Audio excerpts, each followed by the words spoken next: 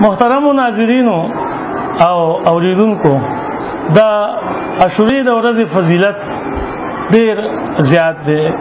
د نوح علیه السلام کشتۍ علما فرمایي چې کله نوح علیه السلام په کشتۍ کې سور شو نو د رجب میاشت وه، کشتۍ کې سور شو او د رجب په میاشت کې هغه په ورځ باندې روزه ونیوله او بیا اووه میاشتې پورې دا کشتۍ ګرځېده چې واستوت علی الجودي، په جودي غر باندې کشتۍ ودرېده.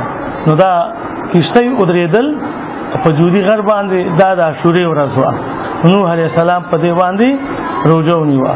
موسی علیه السلام هم د هغه روزې چې کومې وې هغه هم د عاشورې په ورځو کې وې.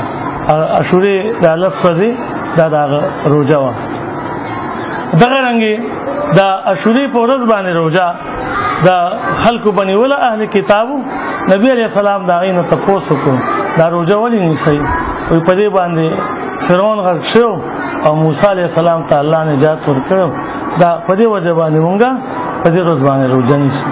نبی علیه السلام فرمایل چې دا خو زما ورورو، زه دې حقدار یم، زه به په دې ورځ باندې روزه نیسم. خو د یهودو مخالفت کې یوازې لسمه نه بلکې نهمه او لسمه د دوه روزو متعلق نبی علیه السلام وینا وکړه.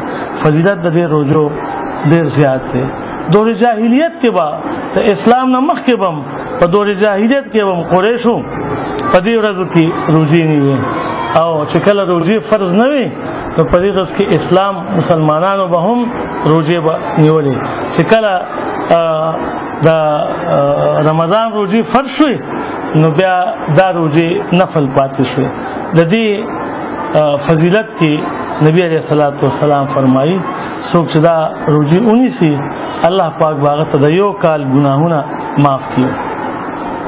الله پاک دې موږ هم توفیق راکړي چې دې ډېرې لویې ورځې عظمت په عبادت سره، په تقوا سره، په پرهیزګارۍ سره، په تلاوت سره، په خیر خیرات سره وکړو.